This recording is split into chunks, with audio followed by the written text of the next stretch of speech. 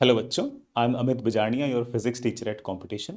ये छोटा सा डिस्कशन इस बात को लेकर है कि अब से लेकर मतलब 17 जैन से लेकर जिस दिन आपका एग्जाम होगा, भले वो 22 को हो या 29 जैन को हो या किसी और दिन हो, तो इस बीच वाले टाइम को आपका किस तरह से यूटिलाइज करना है। सबसे पहली बात यह है कि कोई बच्चा ये ना सोचे कि हाँ यार, अब जितनी पढ़ाई होनी थी उतनी होगी, अब अगले 4-5 दिन में कोई फर्क नहीं पड़ेगा। बिल्कुल फर्क पड़ेगा। लास्ट के दिनों में जो पढ़ाई है, लास्ट के दिनों में जो रिवीजन है, या फिर लास्ट के दिनों में पूरे दिन को किस तरह से प्लान करना है, उसका बहुत बड़ा फर्क पड़ता है। इवन 20-25 नंबर के आसपास का फर्क भी पड़ जाता है। और 20-25 नंबर का जो फर्क है, वो आपके नंबर को थाउजेंड्स के, आपके रैंक को थाउजेंड्स के अंदर चेंज करता है। तो इसलिए आप आखिर में गिव अप ना करें, आप लगातार लगे रहें और आखिर के जो 5 दिन है या 10 दिन है, उसको अच्छे से यूटिलाइज करें। और उसको किस तरह से यूटिलाइज करते हैं, इसको हम डिस्कस करते हैं। सबसे पहली बात, अब से लेकर आपका जिस दिन एग्जाम है उस बीच में कोशिश करें कि 9 से 12 और 3 से 6 के बीच में आप क्वेश्चन प्रैक्टिस ही करें। उसमें आप सवाल ही करें। उसमें आप फॉर्मूले देखना, एनसीईआरटी पढ़ना, ये वाला काम ना करें। उसमें आपको पेन ही चलाना है। भले ही आप कोई टेस्ट दे लें, भले आप कोई पीवाईक्यू पुराना जो कोई जो टेस्ट है वो दे लें, भले आप कोई यूटीएस का टेस्ट दे लें, या फिर आप अपने जो एक्सरसाइज 1 है या फिर सीक्यू या चैम्प की जो डीपीज है वो कर लें। लेकिन इन 6 घंटे के अंदर आपको पेन चलाना कंपलसरी है। दूसरा पॉइंट, फॉर्मूलों को लिख लिख कर याद करने का समय अब आ चुका है। आप इसको और नहीं टाल सकते। एटलीस्ट सारे के सारे फॉर्मूलों को 2 बार लिखकर जरूर याद करें। फॉर एग्जाम्पल, लेट से कि आप ना ऊपर ही ऊपर आपने हेडिंग ला लिखी कि इलेक्ट्रोस्टैटिक्स, फिर इलेक्ट्रिक फील्ड सारे के सारे लिखिए, इलेक्ट्रिक पोटेंशियल सारे के सारे लिखिए, इलेक्ट्रिक डायपोल के जो फॉर्मूले हैं वो सारे के सारे लिखिए, और कंडक्टर के जो प्रॉपर्टीज हैं उनको बेके करके जैसे जैसे आपको याद आ जाए वैसे वैसे लगातार लिखते जाएं। फिर एक्चुअल नोट्स एक बार कंपेयर करेंगे, कहीं आपने कोई फॉर्मूला गलत तो नहीं लिखा और कहीं आपने कोई चीज मिस तो नहीं की। ऐसे करके एक बार एटलीस्ट सारे के सारे फॉर्मूले पेन से जरूर लिखें। 2 बार लिखोगे तो और अच्छी बात है। एक बार एनसीईआरटी को जरूर रीड करें। फिजिक्स में और केमिस्ट्री के अंदर एनसीईआरटी रीड करना आपको हेल्पफुल होगा। फिजिक्स में सारे चैप्टर ना भी पढ़ो तब भी चलेगा। फिजिक्स में मुझे ऐसा लगता है कि 11th के अंदर तो वेव्स एक बार रीड कर लें। थोड़ा सा ये जो इलास्टिसिटी, विस्कोसिटी, सरफेस टेंशन, ये जो है ये अगर रीड कर लेंगे तो फायदा होगा। क्लास 12th के अंदर मुझे ऐसा लगता है कि wave optics, modern physics, magnetic properties of matter, alternating current, EM waves, इस तरह के टॉपिक पढ़ने से आपको थोड़ा सा ज्यादा फायदा होगा। बाकी टॉपिक आप ना भी पढ़ो फिजिक्स में एनसीईआरटी तब भी चलेगा, लेकिन ये वाले टॉपिक पढ़ने थोड़े से आपके लिए ज्यादा जरूरी है। यूटीएस के जितने भी आपसे सवाल आज तक गलत हुए हों, या फिर आपने जो प्रीवियस ईयर क्वेश्चंस आपने दिए हों उनमें से जो सवाल आपसे गलत हुए हों, कोशिश कीजिए कि आप एक बार उनको वापस से करो। अभी इतना समय नहीं है कि सारे के सारे सवालों को वापस किया जाए। बस आप ये देख लीजिए कि जो सवाल आपसे गलत हुए थे उनका एक्चुअल सॉल्यूशन क्या है और उसमें आपसे क्या गलती हुई थी। सबकॉन्शियस माइंड के अंदर सिर्फ ये सेट करना है कि मुझसे ऐसी गलतियां हुई हैं और ये वाली गलतियां मुझे अब वापस से रिपीट नहीं करनी। फिफ्थ पॉइंट कि कोशिश कीजिए कि आप जल्दी सोएं। क्योंकि होगा क्या कि एक्चुअल एग्जाम से पहले भी थोड़ा जल्दी सोना चाहिए। अब जल्दी सोने की प्रैक्टिस अचानक से तो होगी नहीं। हम रात को मान लो कि 1 बजे तक अगर पढ़ाई कर रहे हैं तो अचानक से ऐसा नहीं होगा। तो आप थोड़ा सा अभी से कोशिश कीजिए, आप 9-10 बजे के आसपास जल्दी सो जाएं और रात को अच्छी नींद लें और सारी पढ़ाई दिन में करें। तो early to bed is extremely necessary. Actual exam वाले दिन से पहले एक दिन क्या होगा कि एक दिन पहले नींद थोड़ी सी कम आएगी, तब भी आप ना बेड पर सही टाइम पे चले जाएं। और मोबाइल फोन मतलब सोने से 2-3 घंटे पहले ही छोड़ दें। टीवी वगैरह बिल्कुल 2-3 घंटे पहले छोड़ दें। किसी से बात करना भी, किसी से फोन पे बात करना भी 2-3 घंटे पहले ही छोड़ दें, तो जिससे आपको नींद थोड़ी सी बेटर आएगी। तो थोड़ा सा early to bed is really important. रात में नींद लें, दिन में नींद बिल्कुल बंद। अगले कुछ दिनों में छठा पॉइंट यह है कि फोन को अवॉइड करें, सोशल मीडिया को अवॉइड करें और किसी प्रकार के स्पेकुलेशंस को अवॉइड करें। मतलब जिन बातों का कोई आपके रिजल्ट में मतलब कोई वैल्यू एडिशन नहीं है, उन बातों को डिस्कशन करने से आप अपना टाइम वेस्ट ही कर रहे हैं।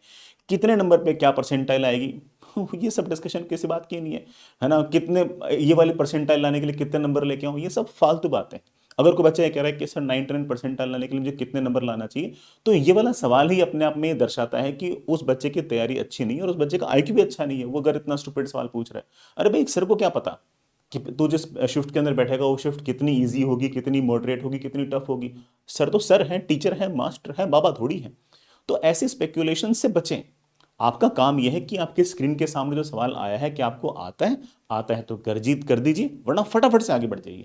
फिर अगली स्क्रीन पे अगर सवाल आपको लगता है कि ये आसान है, मेरा देखा हुआ है, इसको फटाक से कीजिए और फिर लगातार आगे बढ़िए। ये आपका काम है। आपका काम स्पेकुलेट करना नहीं है कि यार ये हो जाएगा, ये पेपर इजी है, ये मॉडरेट है।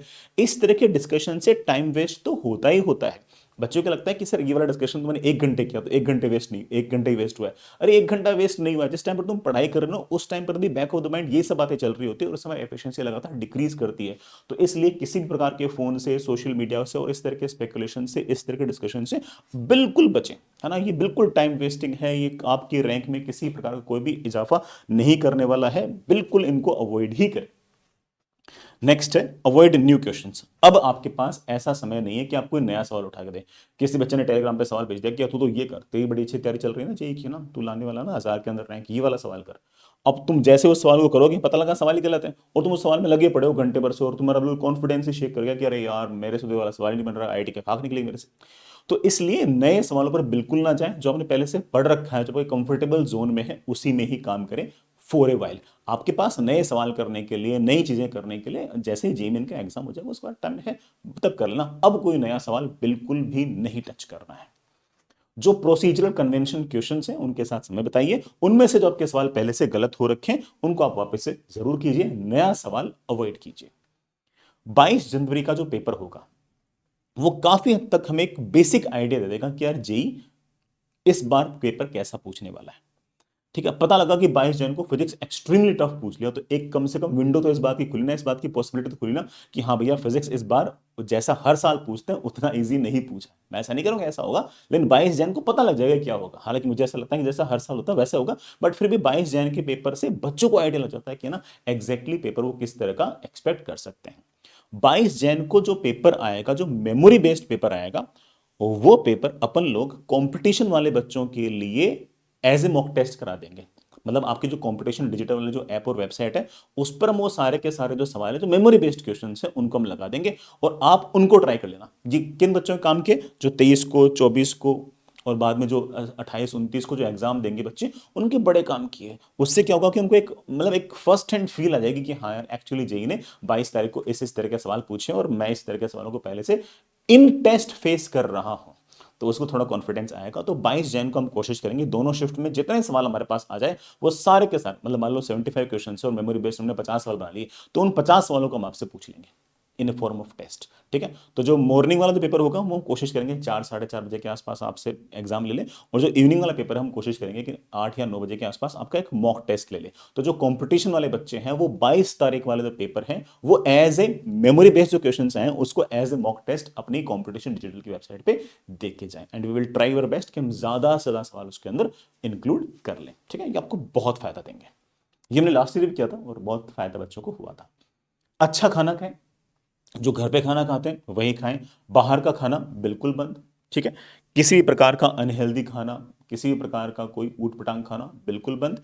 एक बार के लिए सिर्फ और सिर्फ जो आप रेगुलर खाते हैं सिर्फ वही खाएं और थोड़ी सी लाइट डाइट ही रखें। जैसे ही आपको पता लग जाए कि आपकी शिफ्ट कौन सी है, आपको पता लग गया कि यार मेरी शिफ्ट तो है ना मॉर्निंग वाली है, क्योंकि एडमिट कार्ड आएगा तो उसमें शिफ्ट आ जाएगी, तो अब पूरे दिन को प्लान ही इस तरह से करना है कि मेरे को सबसे ज्यादा शार्प या फिर सबसे ज्यादा फोकस जो है वो 9 से 12 रहना है।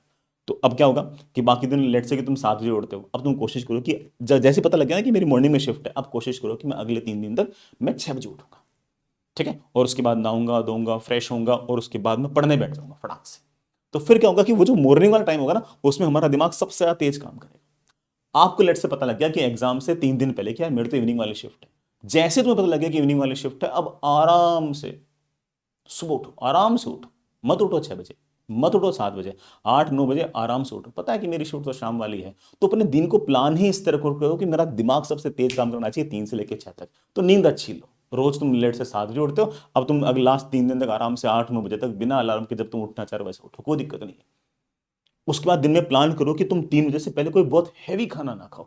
ऐसे नहीं कि तुम है ना मतलब 3 बजे एग्जाम है 2 बजे पराठे पेल रहे हैं, ऐसा नहीं है ना। अगर खाना वाना खाना है तो वो पहले ही है ना 11 बजे 10 बजे के आसपास खा लो, वो भी थोड़ा सा लाइट खा लो। तो वो 3 दिन तक ऐसी प्लानिंग करो कि मैं सबसे ज्यादा शार्प जो है वो उन 3 घंटों में रहूं जिस 3 घंटे मेरी शिफ्ट आने वाली। ये शिफ्ट कब पता लगेगी, जब हमारा एडमिट कार्ड आ जाएगा तब पता चलेगी।